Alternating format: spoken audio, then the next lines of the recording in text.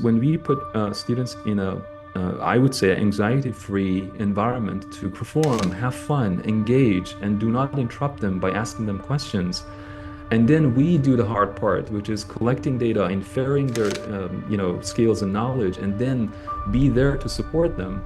That's a great message for the students to become like friends with learning environments.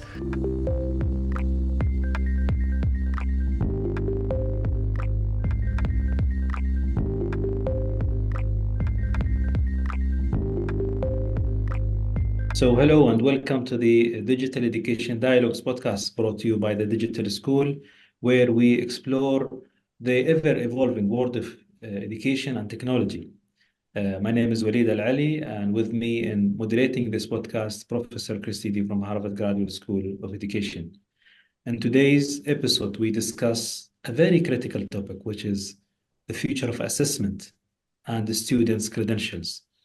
This is a very, I would say, some people look at it as a scary topic, be careful topic. But today we will go over this topic with two distinguished guests with us today, Mike Flanagan, CEO of Mastery Transcript Consortium, MTC, and Professor Ahmed Rahimi, Assistant Professor and Director of Game-Based Assessment and Measurement in Education Lab. Today's discussion will address different topics. Some of them will include, current trends and approaches in assessment within marginalized context students, and digital environments, how we look at assessments, and what do we expect the future of assessment to look like. And without further ado, I would ask our guest to maybe give us 2 to 3 minutes background and overview about yourself. I'll go. Sure. So Yes. thank you, Dr. Waleed, and thank you, Professor Chris, for the invitation. So my name is Mike Flanagan. I lead a nonprofit organization here in the States called the Mastery Transcript Consortium, or MTC for short. And the big idea behind MTC is actually a very simple one. We represent a growing number of districts and schools that think there are better ways of designing and delivering K-12 education. We have ample evidence now to suggest that the traditional models we've used, which may have been sufficient back in their day, are increasingly not engaging enough, not relevant enough, and frankly, not useful enough to prepare learners for success in the 21st century. And what's interesting is that we at MTC aren't creating the new models. The new models are already there. They're interdisciplinary, they're project-based, they're exploratory. They're really sort of blurring the line between learning that happens in and outside of classrooms. There's much more emphasis on real world, career-focused, work-based learning. What all of these models have in common is that none of them match particularly well. None of them are compliant with the standard metrics that we use, not just to track progress or growth within high school, but to actually measure high school itself. There are many states in the US where you literally cannot get a high school diploma unless you have completed a fixed dosage of credit hours of exposure to academic subjects in their unique categories: English, math, science, social studies, world languages. And unless you have completed that requisite number of hours inside a classroom, you haven't earned that diploma. That's completely inconsistent with interdisciplinary, competency-based, skill-based learning. It creates no mechanism at all to capture learning that's happening outside the classroom.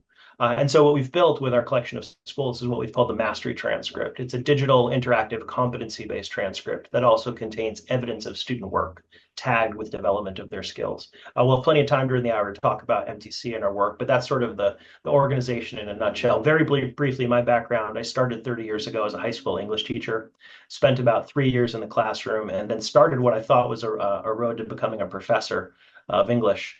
But I had the fortune or misfortune, depending on your point of view, of doing my graduate studies in Seattle in the late 90s when everything was technology and the web. And so I moved into technology, and I've been doing technology and education work ever since. So that's me. That's MTC. Hi, everyone. My name is Seyedahmad Rahimi. I'm an assistant professor of educational technology here at the University of Florida.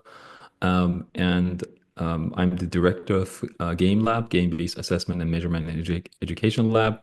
I'm kind of in the middle of rebranding myself. So as I'm not just focusing on games, I'm also focusing on other advanced learning technologies. My goal is to help students reach their learning goals through different methods. For example, we use a method called self-assessment to assess students' knowledge and skills in real time and provide support for them so they can improve their learning. My interest in research is around creativity, STEM learning, advanced learning technologies, and assessment. So, combining all of this together, I hope I can create engaging learning environments that students will increase their interest in difficult subjects like physics, mathematics, algebra, programming, and other things, and also improve their creativity at the same time. And these technologies will benefit from advanced technologies like AI or self-assessment in order to personalize learning and help students achieve their goals. That's me. This is the 8th episode in this series of digital education dialogues. We've taken a systemic approach to thinking about digital education with looking at curriculum and looking at teaching and looking at infrastructure and so on. But of all of the 8, I think that this may be the most important topic. I get asked sometimes if you could change just one thing about education, if you had a wish, one wish, what would you change? And I always say assessment and credentialing, because what you measure is what you get. And it doesn't matter, what the rhetoric is around what's happening in the classroom. At the end of the day, what is measured in that classroom, internally or externally, is what people teach to. So an analogy that I've used to illustrate how dysfunctional education is about this is health.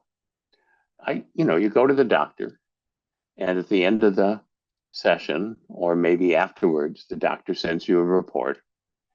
And what you don't get is a report that says, on a scale of 1 to 100, your health is a 72. You would get really angry if the doctor sent something like that. Or if the doctor sent something that said, good news, your blood pressure was within the normal range. See you in a year. Health is multidimensional, intrinsically multidimensional. And no one would be happy from a wellness perspective with getting something that boiled everything down to some kind of single linear measure. But that's exactly what tends to happen in education. Now, admittedly, there are things within wellness that are hard to measure, and there certainly are important things within education that are hard to measure. And so, in a way, I really want to start with measurement, both for assessment and for credentialing, because the people who feel psychometric tests are sufficient say, well, look, it's reliable, which isn't necessarily true of other measures. It's fairness, because we spend so much time worrying about fairness. And gee, I'm sorry, it's not very valid. We prefer to have an accurate way of measuring something that isn't so valid, which has always struck me as being a bit odd. So, Ahmad, tell us about how you measure difficult things. And then, Mike, I'll ask you to tell us how you report difficult things in a way that people find convincing. I think it's good to talk about the underlying framework that we use for self-assessment to design valid, reliable, and fair assessments. Evidence-centered design framework started from the work that colleagues have done at ETS. Everything starts by asking ourselves, what is it that we are trying to measure? What is it that we are trying to assess? And then defining it based on the literature, based on what we know, based on theories, and then show that we know what we are assessing by telling the world that these are the different levels of performance if somebody has those skills or don't. Like we usually think about, for example, things like creativity, and then we think about creative thinking and explaining or defining it in terms of divergent thinking. And if you pick one subfacet of divergent thinking, it's fluency.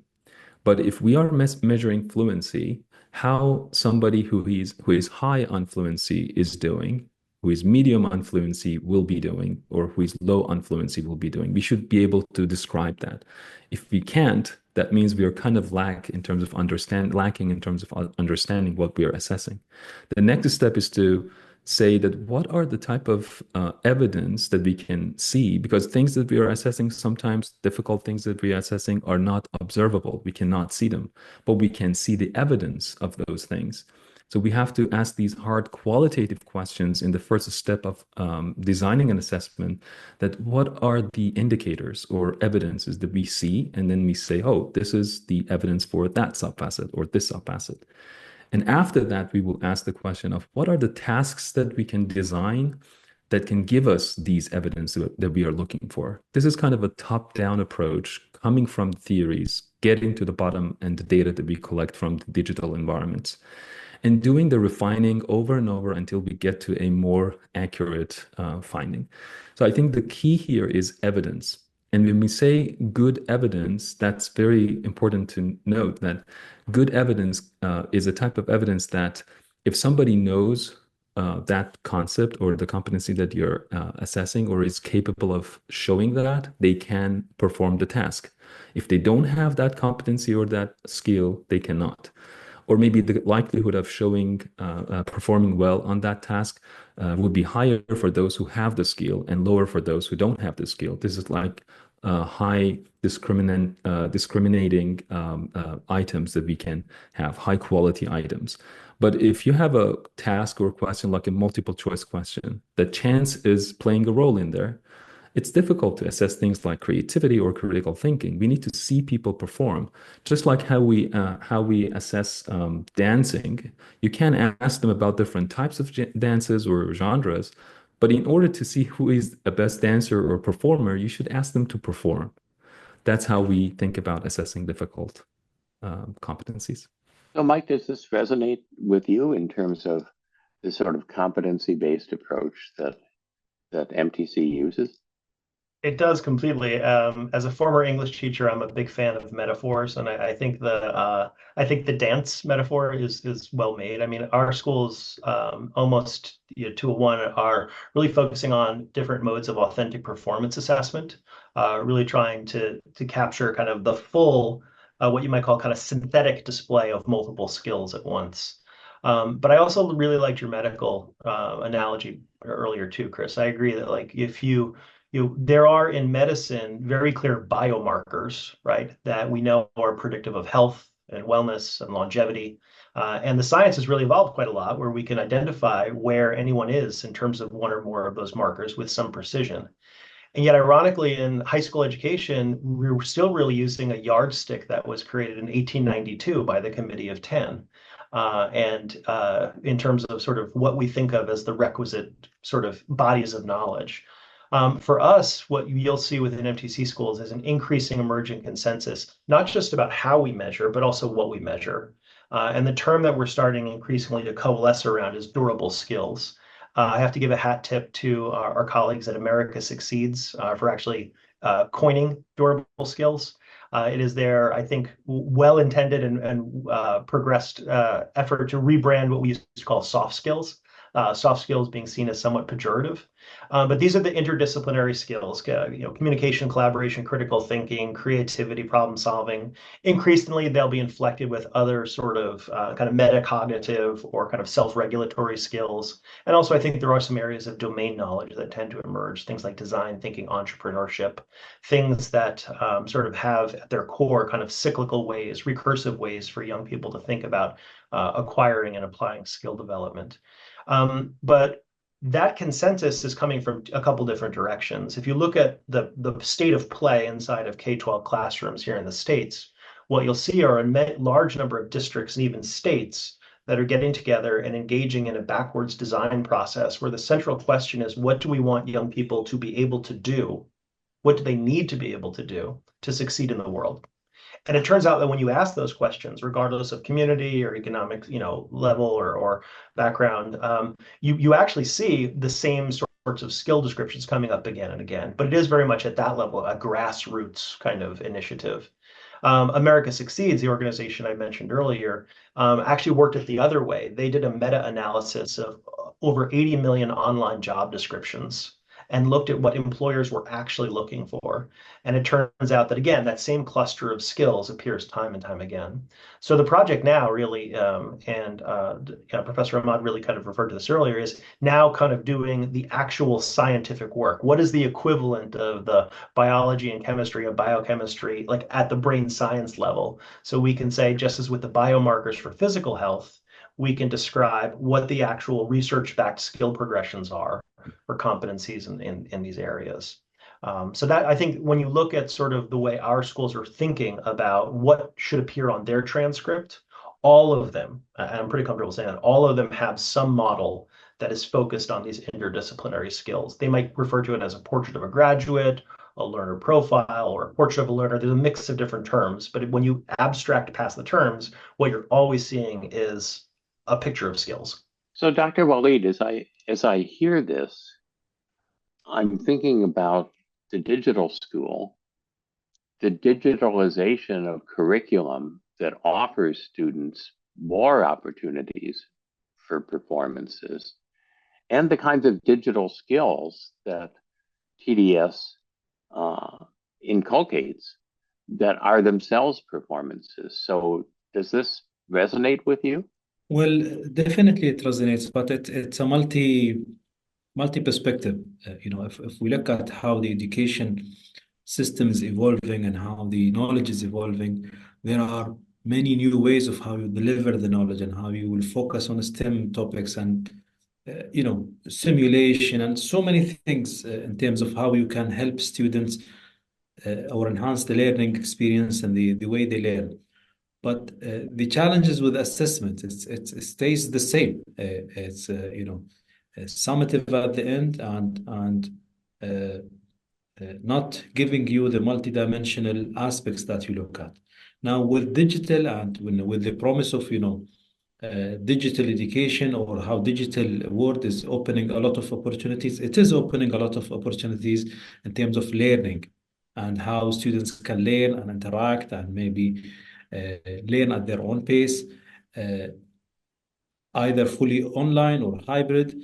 But again, the assessment is still static from how it's being assessed within a system perspective, how education systems, schools, or regulators are looking at it.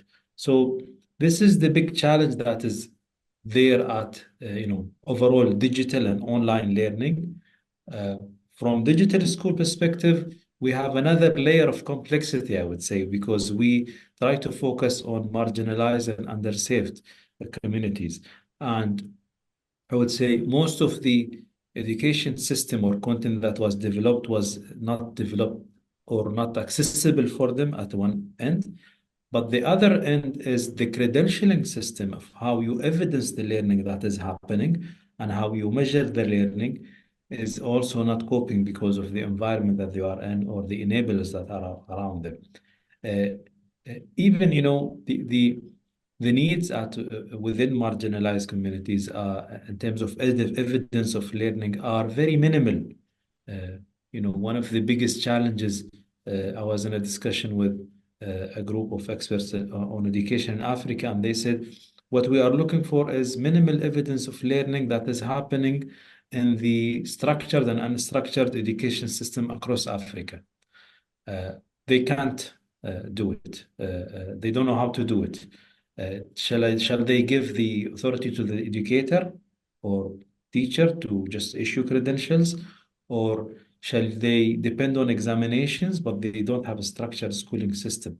So all of this is adding much layer of complexity within digital, although from assessment point of view, from assessment and credentialing point of view, complexities, although from teaching and learning resources and enhanced learning experience and bigger access to education, it is increasing. It is increasing dramatically with digital.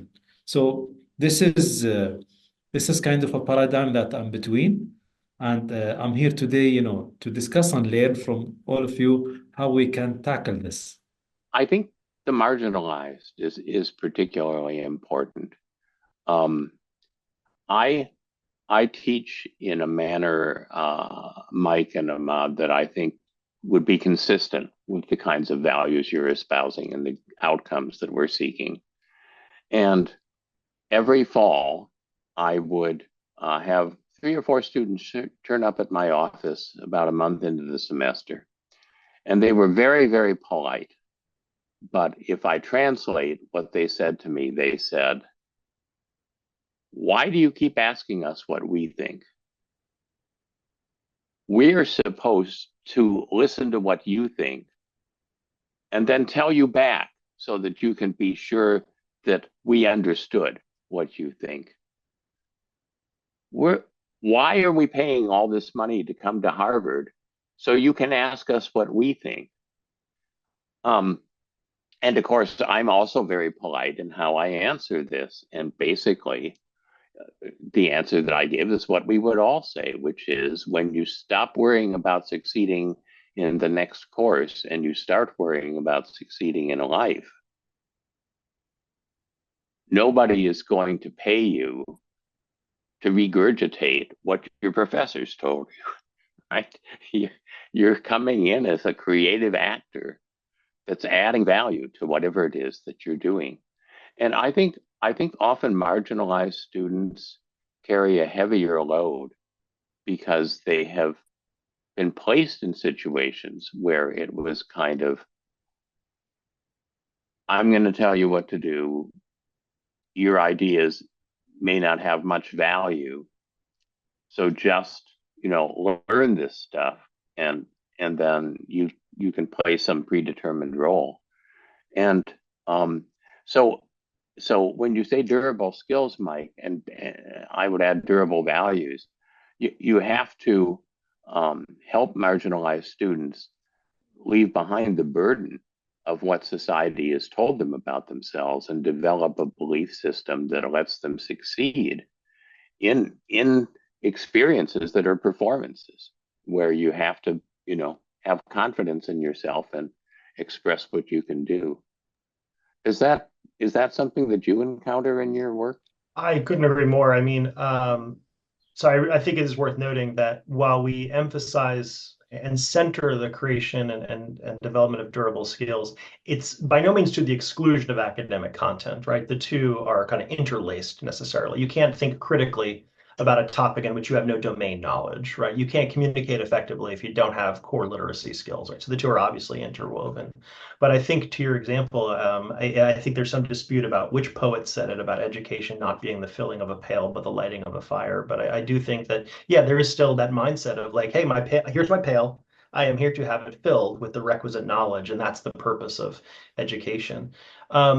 What I do think is interesting is that if you look at that, it's a bridge between the classrooms of Harvard and kind of the refugee and marginalized communities globally that the digital school is aspiring to serve. But if you do look, for example, at like first generation college enrollment, and you look at the success or failure of students that are in college, very often what we find is that they are in college precisely because they have been very well prepared academically. The grades, the test scores, again, those markers are all there.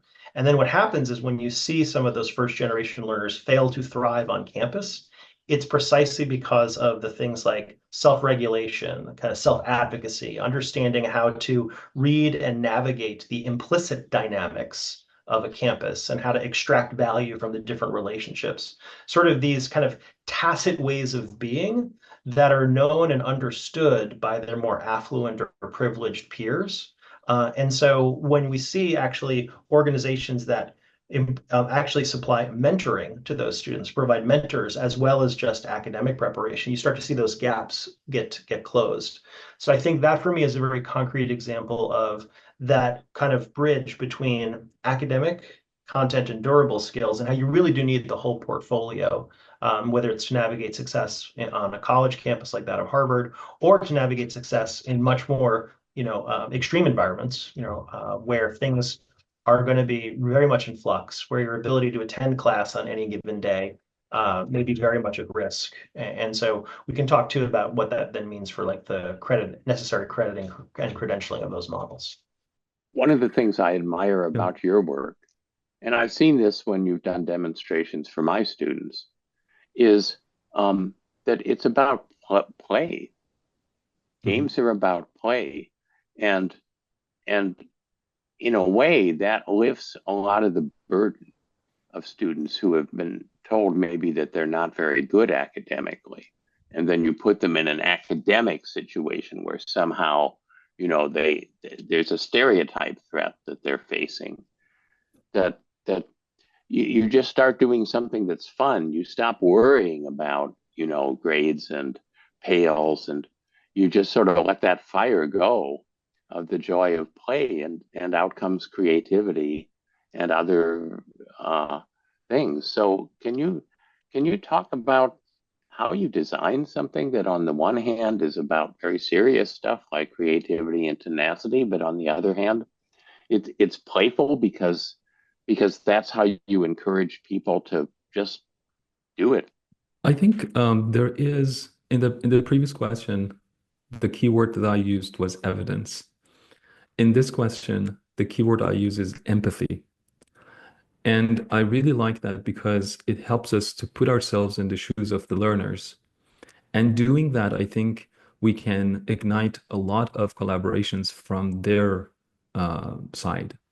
We can invite them to come to the learning process with us. We are here to help you. We are not here to catch you, to show your errors and then leave you with those errors. We are here to help you in the learning process.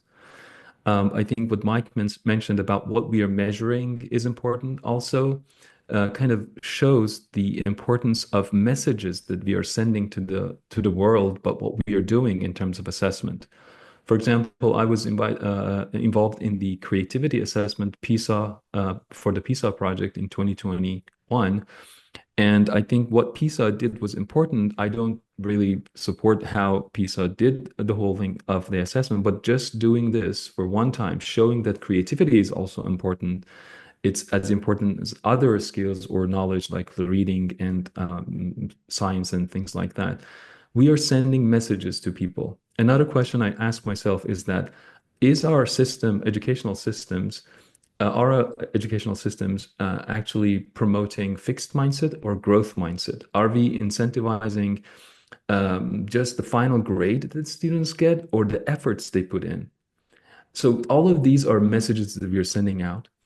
To just respond to your question, Chris, when we put students in I would say, anxiety-free environment to perform, have fun, engage, and do not interrupt them by asking them questions. And then we do the hard part, which is collecting data, inferring their skills and knowledge, and then be there to support them. That's a great message for the students to become like friend with learning environments. This learning environment is not going to catch my errors. It's going to help me. I think that is a message that resonates with the students and make them feel better and feel good when they play with these environments. So thinking again about the digital school and digital education, the data that can be captured is so much richer than the data that can be captured face to face.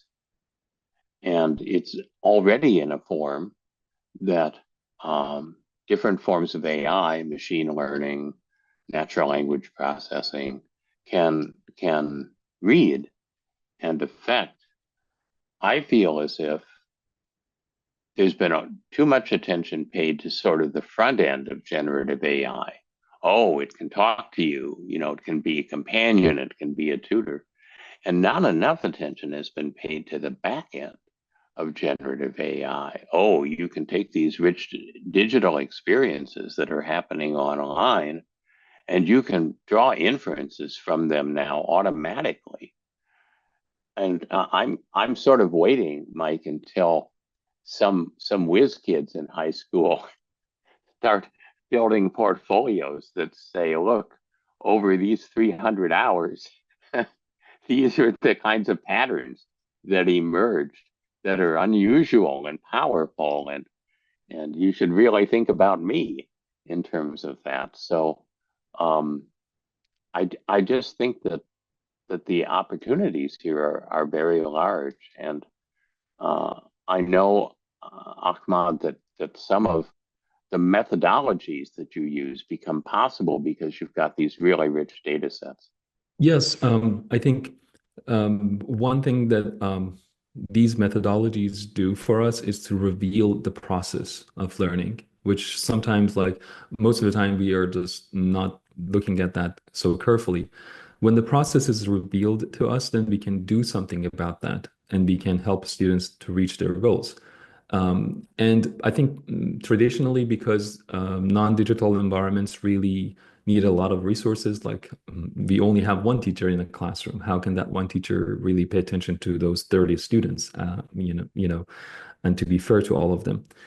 So with these rich data and also the power of large language models or sometimes small language models, that we are doing some internal comparisons between the two, because sometimes you can just get the best results with the small language models.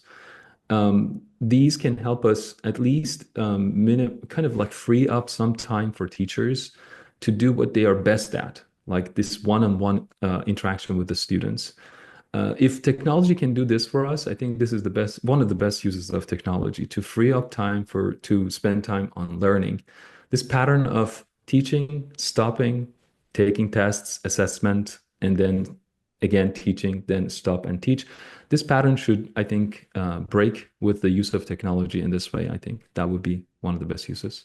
Maybe this added, another perspective to the discussion, which is around, uh, we are now with the development of technology in a much better place to support the students in their independent learning, and with much more ability to demonstrate and evidence their learning, because you assess the learning throughout the process of learning, and with the different levels of understanding for the learner, without having to look into the traditional mode of personalized learning, a teacher fully time with the student. The challenge is always how you give weight to this evidence that you are gathering, this rich evidence you are gathering. How do you give it the right weight so it gets more accepted widely? And because after all, students or parents at least, they need that stamp. And without it, you won't get anywhere. So this is always this discussion that happens. The development of technology gives you a lot of data, much more evidence, much more uh, staged evidence in terms of the student learning. But all of that is not translated into valuable evidence that will translate into a degree or a stamp. I would agree with that, and I'd build on it, Dr. Waleed, by saying what we see often is a tension between the goals of reliability and validity that Professor Chris mentioned at the outset of the conversation, and the desire for authentic assessment models that are more open-ended and flexible and multimodal. To put it fairly bluntly, until pretty recently, the necessary toll or tax one had to pay for reliability and validity was constraint. It was the assessment had to look like this. It had to be delivered on a certain day and was probably informed upstream by a curriculum, whether AP or IB or some other, that was itself pretty narrowly prescripted, precisely so that it could be measurable and scorable at scale. And so I think what we are excited about is that we started down the road at MTC of really moving evidence to the center of the credential, of taking what we thought were the best attributes of a portfolio system, which was student agency, the ability for students to take as much or as little time as they had or needed or wanted to develop a piece of work to the point where they thought it represented the state of their knowledge and state of their skills, and then submit that. The very grounded, like the very valid pushback or feedback we often got from higher ed admissions offices who are looking, as you said, Dr. William, for that stamp, that say, hey, can I trust this? Was really two things. One, this is a lot of work. It's a lot of material to look at. And two, it's hard for me or the people I work with in the context of an admissions office, but it doesn't have to be an admissions office. It could be a hiring manager. It could be a placement entity. It could be somebody helping someone navigate to some other path. But to be able to say, okay, given all this work, it's multimodal. What does it actually mean? I, as the reader, do not know how to assess this myself. And we can't outsource the assessment role to the readers of our credentials. So what I do think is really fascinating is that the emergence of AI, as you said, I think very nicely earlier, Professor Chris, is on the back end, it is almost a perfect use case to use large language models to look at these highly structured, you can call them a highly structured corpus of text and files and metadata. That's what a portfolio really is when you look at it from a technology perspective. And use AI as a co-pilot to do an initial sort of pass and scan, not to replace the human in the loop, far from it, but to basically say, hey, you can have reliability and validity at scale without it having to be quite as time consuming, but still also really open up the aperture of what kinds of work can be submitted, where that work can be generated, and under which conditions. And, at some point we may get to this, but, just a few months ago, MTC joined and became part of ETS, formerly known as Educational Testing Services. Now it's just ETS. And we are supporting directly an initiative called Skills for the Future. And one of our explicit goals is to work with the really brilliant people, psychometricians and technologists inside of that organization to kind of bring the technology and sort of products they're developing into the kinds of competency-based K-12 classrooms, in person or digital, that we serve today, precisely so we can crack the code on the use of these emerging technologies for scalable, reliable assessment of portfolios and other evidence. If I wanted to add to that, I think one way to be kind of sure about the stamps and use the stamps is kind of start from the stamps. As I mentioned, like the competencies, if we think about competencies as stamps, as you mentioned, and then go from top to bottom, like kind of designing. I think the word design is really interesting in my mind. Like people think that the magic is in the statistics or the modeling or all of those, fancy things. But I think the magic is in design. If you don't have a good designed, well-designed learning environment that can produce the evidence that we're looking for, we end up with the data that may not be useful or as useful as we expect it to be. So starting from what it is that we want to give the students as the stamps or the claims that we want to make. In psychometrics, we start by claims. We call them claims. These are the things that the students will be able to do in the future. Indicators are the things that they have done in the learning environments, and claims are the things that they can do in the future. So if we start by claims and competencies and then design for gathering data for those type of competencies, maybe it could be a better approach. But recently we have moved towards a mixed approach, top down and bottom up. So there are things that we design for, there are things that the students show us, and putting them together could give us a better model. So, Dr. Waleed, when I think about the digital school, I think about two audiences. There's the national audience. And as you point out, the national audience is looking for warrants of effectiveness that are more traditional warrants, degrees, certifications, grades, test scores.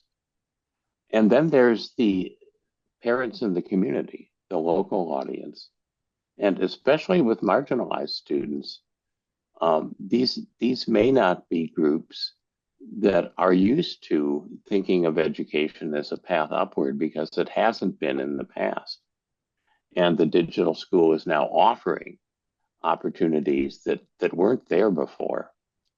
And I'm wondering if you feel that the local audience, the parents, the community, seeing sort of a portfolio representation of what students can do as opposed to here's a test score, that they might be more open to some of this alternative way of thinking about assessment and credentialing. It's an interesting question, Chris, because from what we see is it's different from a place to another place, and how they look at it.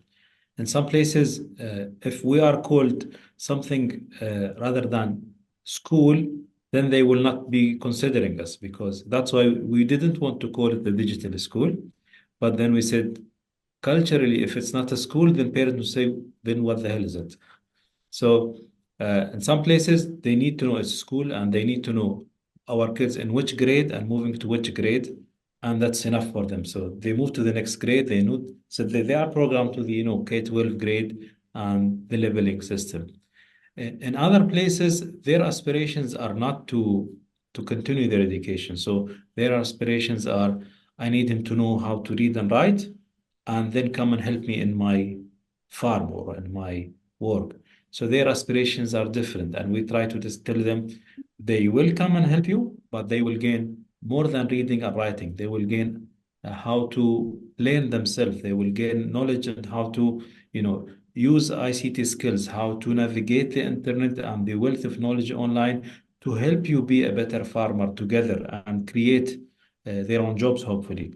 So the narrative is different, but another layer of challenge is how to navigate through that within the policy in each country, which is another complexity that you drive.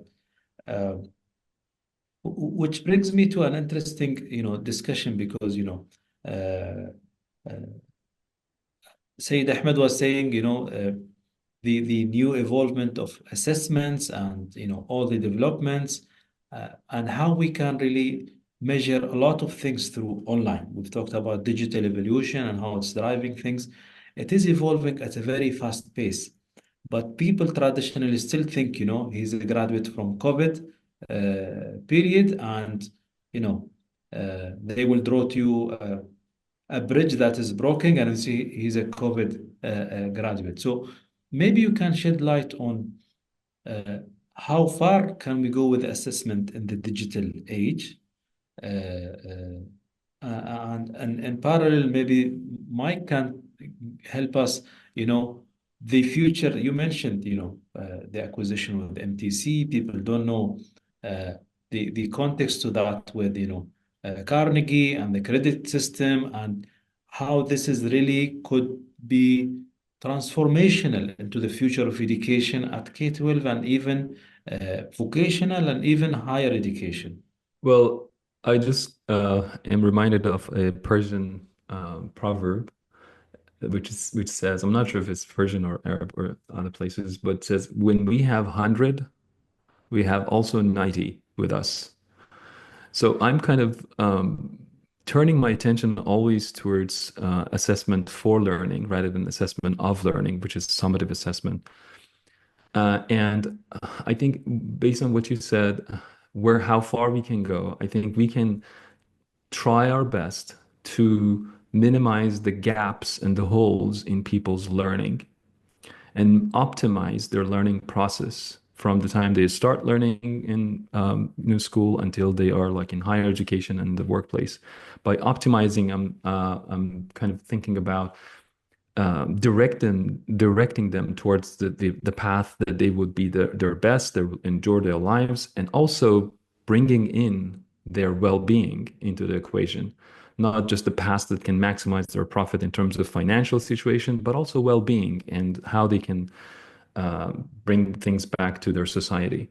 I think formative assessment is able to do that if we have this comprehensive assessment model, which I think learning engineering community is trying to work on by instrumentation and by connecting most or all of the learning environments that the students deal with throughout their lives, and then collecting that rich data, connecting all the data and making good inferences, providing great suggestions and recommendations, having the human in the loop model to help the students with that, not just making decisions for students, but suggesting and then having humans to choose which directions they want to go.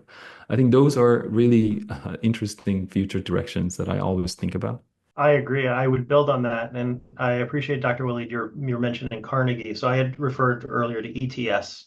What I didn't say is that Skills for the Future is a joint initiative between both ETS and also the Carnegie Foundation for the Advancement of Teaching and Learning. And it is really interesting, to step back, MTC has been doing its work in our little small kind of nonprofit way. We have 9 employees. We've been doing this for 7 years, and from the first day, we've been saying we need to move beyond seat time. We need to stop thinking about learning as sort of just the time you spend proximate to a subject or inside a classroom, and really think about demonstrations of learning and competency. I have to say it lands very differently when the Carnegie Foundation, the organization that created the Carnegie Unit, or the credit hour as we know it, when the president of that organization gets up and says, we did create the Carnegie Unit and we're sorry. It served its use back in the day, but it has outlived that usefulness. I also think it's important, too, because we talked before about how do you build credibility? How do you make the case for parents and caregivers who themselves may have very different mental models for what the purpose of education is or what the value is? I think Tim Knowles, the president of Carnegie, has, I think, said very compellingly that the key is that we're not trying to move beyond the Carnegie unit as an end goal in and of itself. We want to do it because if we can't create new conditions in classrooms to build these essential skills. And the research, this is what's really important, the research shows that the development of these durable skills is in fact more predictive of not just economic success, but kind of like professional development, success, like well-being, like kind of health outcomes, engaged citizenry. So there's a whole full dimension of attributes that I think all people, parents, caregivers, we would want these things for our children. We want them to be successful. We want them to be healthy. We want them to find some sort of path in life that is, rewarding to them in all kinds of dimensions. The building of these durable skills is part and parcel of setting them up for that kind of success. And the research now shows that. But we have collectively a tremendous amount of case making to do. Change is hard, even when the new thing you're trying to change towards is better. The inertia is a very, very powerful force. This is reminding me of a talk that I gave years ago to a group of parents. It was a parent-teacher association that I'd been invited to speak at. And the topic was assessment. And I waxed eloquent about all the things that we've been talking about and waved my hands and jumped up and down and said how exciting it was. And then I asked for questions. And the first question from the audience was, when is Harvard going to change its admissions policy? So I appreciate, Dr. Waleed, the points that you're raising. And I also am excited about the future, where I may be able to say soon, because now they can process a richer measure than just test scores and grades. But I want to, in talking about the future, one of the things that I've been involved with over the years is the micro-credentials movement. And the idea that maybe we're using the wrong grain size when we say, well, a degree, a 2-year or 4-year degree is the right grain size, or this certification that involves 25 skills is the right grain size. Maybe it's just at the level of well-defined performances, as we've been discussing. And the Silver Lining for Learning webinar series, which I also co-host, we had a program on micro-credentials, and one of the guests was somebody who post-high school had never gotten a degree, but she had this long list of micro-credentials, and she had quite a senior post within her organization. So I wonder, Mike and Ahmad, to what extent do you think we may also move away from big grain size credentials into accumulations and stacking of micro credentials? I think it's more Mike's, expertise, but I would just quickly jump in response to that. I think one thing that could help micro-credentials is to improve their validity and how people buy them. Like if they're really valid, like I think corporations really like to see that detailed or, very specific credentials rather than the large degree that somebody attained for 5 years. And one way is using these formative assessments collectively, or the rich data that we have from that person over the years, or maybe over a course of time that we design for them to go through some sort of performance-based assessments or some learning environments that can collect data, and then we make inferences about their abilities. I think, as I mentioned, the optimization of the learning process could happen with micro-credentials. So people would spend really less time going to universities and then more time working and learning as they work and really having a life instead of just collecting degrees and getting really tired about that. Yeah, I would build on that to say, so first, I do think the data that we are seeing in US higher education outcomes is overwhelmingly trending in the direction that suggests that alternatives to the four-year degree are needed, if not overdue. And so some of the data points I'm talking about, we have millions of adults in the US who have some college and no degree, which, if you think about it, is actually the worst of all possible outcomes. It means that somebody has spent some time and money and opportunity cost collecting some credits, pursuing some kind of study, but they've still fallen short of like the credential that actually moves the needle for them in terms of employment outcomes. And so arguably all of that time has not generated any value for them at potentially great expense. We also have a large number of learners who are starting college who in the past may have been on track to graduate in 4 years, but in the current environment may take 5 or 6, may accumulate across those 5 or 6 years significant amounts of student debt, and then still graduate with a degree that does not move the needle for them in terms of their professional outcomes. That is as much a wayfinding problem as it is what's happening inside the higher education institution. Like, how are we setting young people up to make good design choices about the paths they take and why they are taking them?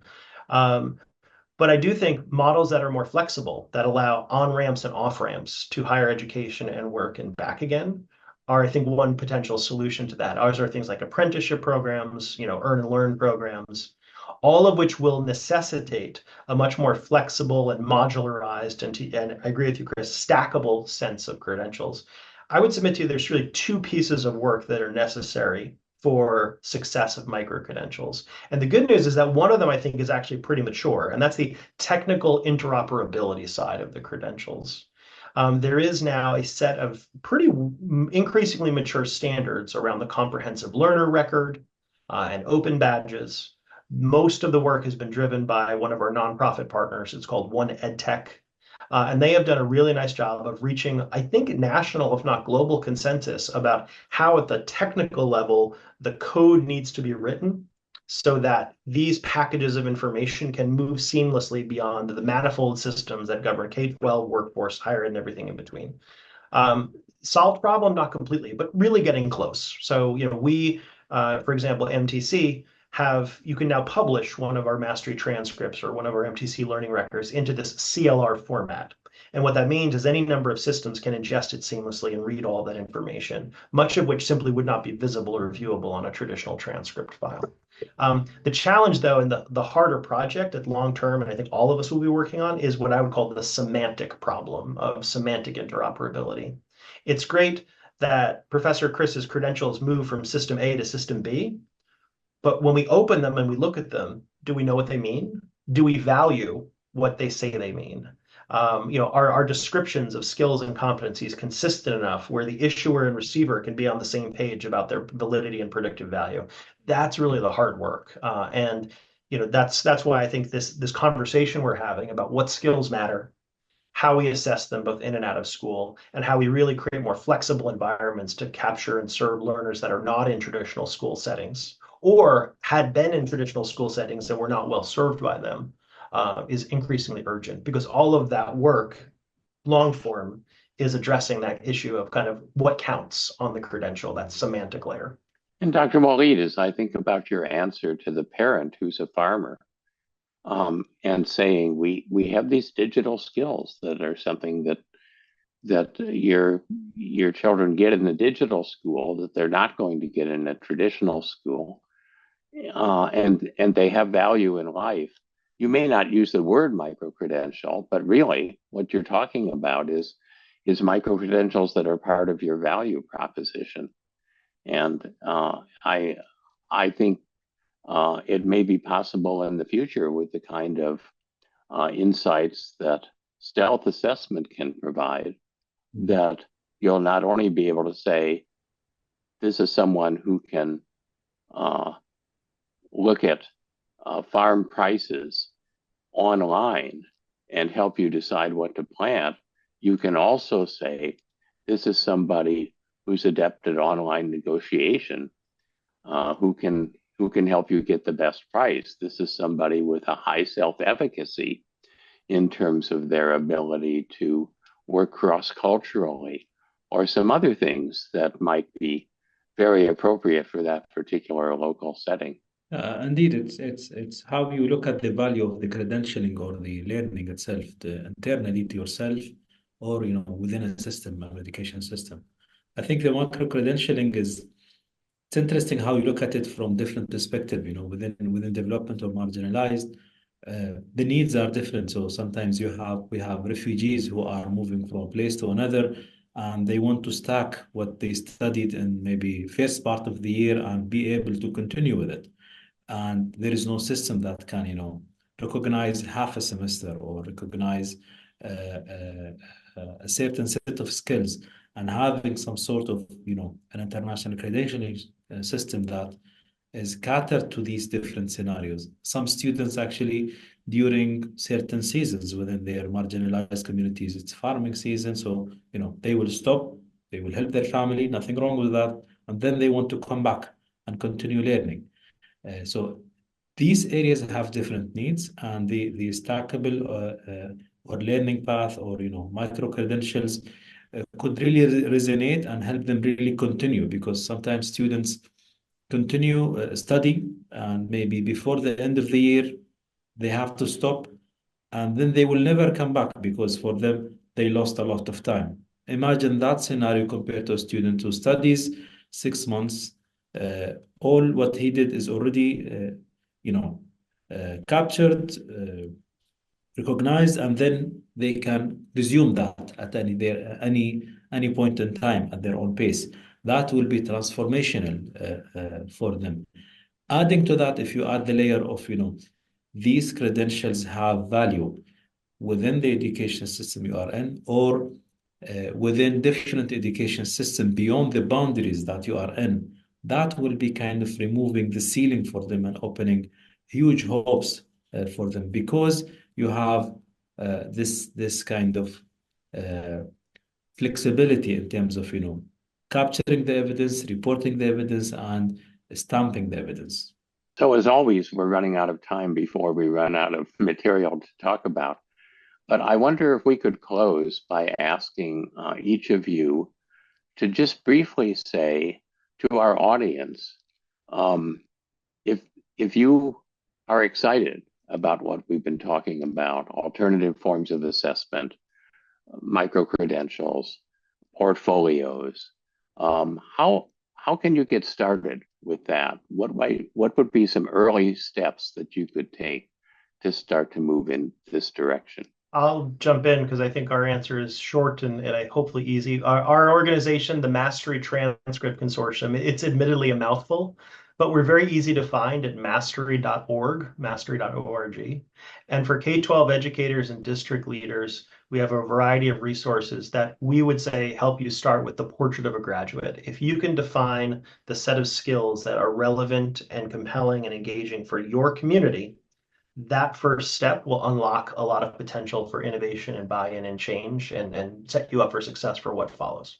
Innovation starts from bottom, not from top, in my view, by teachers in the classrooms. If they change the way they prepare the students for the future, this might be a better route, probably. Like, for example, instead of having the students in classroom and giving them grades, maybe ask them to create a portfolio.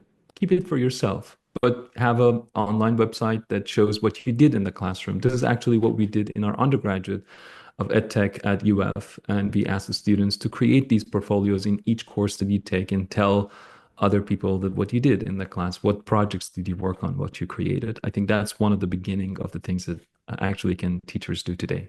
Dr. Waleed, please close us out. I think with the developments that we have across all the innovations and technology, and education systems, new assessments that Ahmed told us about, Mike, in terms of new, credentialing and reporting system. We have a lot of potentials that will hopefully create much more hope and much more potentials globally. And I call for maybe joining these efforts, advocating more for new ways of assessment, formative and summative, that meet different needs, will hopefully pave the way forward. At the end of this episode, I would like to thank you all for your very interesting discussion, and hopefully soon we will see much more collaborations in this domain and much more initiatives that feeds into that. So thank you all very much, and looking forward to hear more about the new innovations that you come up with. Chris? Thank you for watching this.